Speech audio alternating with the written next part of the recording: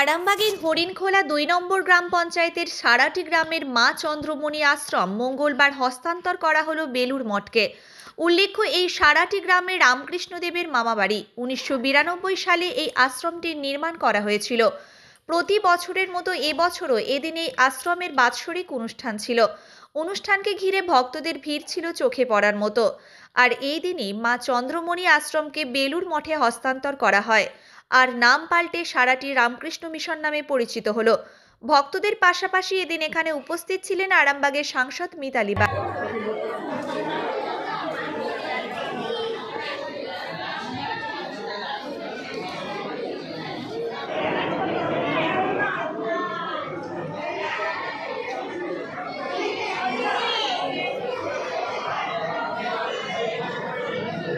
আজকের দিনটা তো এমনি প্রতি বছরই আমাদের এই আজকের দিনটা বার্ষিক উৎসব হিসেবে পালিত হয়।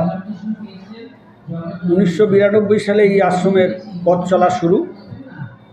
তারপর 2017 সালে এই 19 নভেম্বর তারিখে তৎকালীন সংঘাধ্যক্ষ মহারাজ পরম পূজ্যপাদ শ্রীমৎ স্বামী স্মরণানন্দজি এই আশ্রমের মন্দিরের উৎসর্গ করেছিলেন ঠাকুরের কাছে। তারপর থেকেই প্রতি বছর এই দিনে উৎসব করা হয়।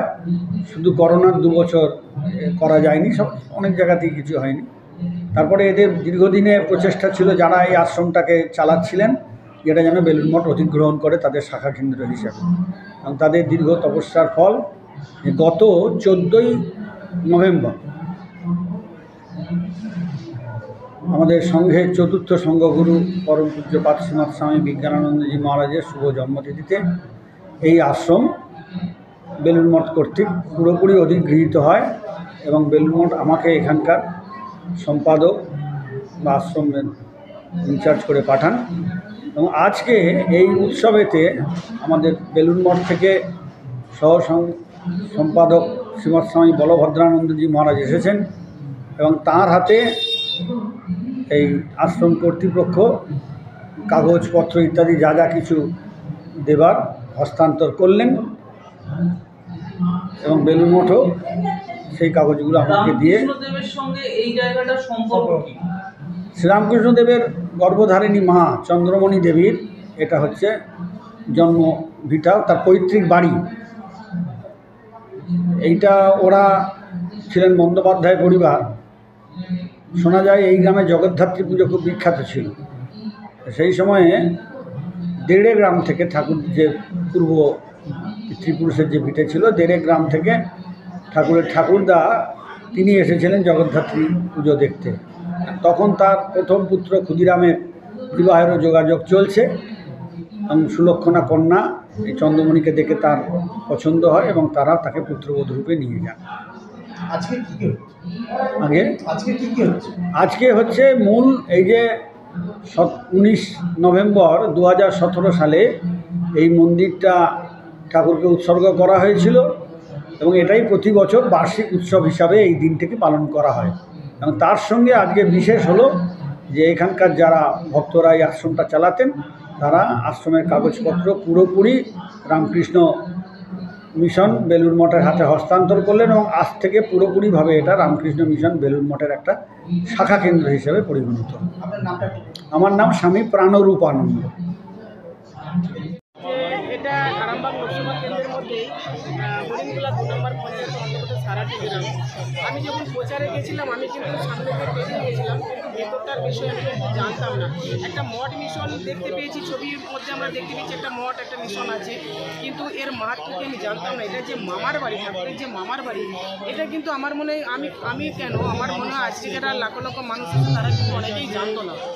এটা এখানকার গ্রামবাসীরা খুব একটা সুন্দর পরিবেশ গড়ে উঠেছে, এখানকার গ্রামবাসীরা এটা সুন্দরভাবে চালাচ্ছে, কিন্তু এটা বেলুর মঠে হস্তান্তর হলো, এটা একটা তো বিরাট বড় দিক।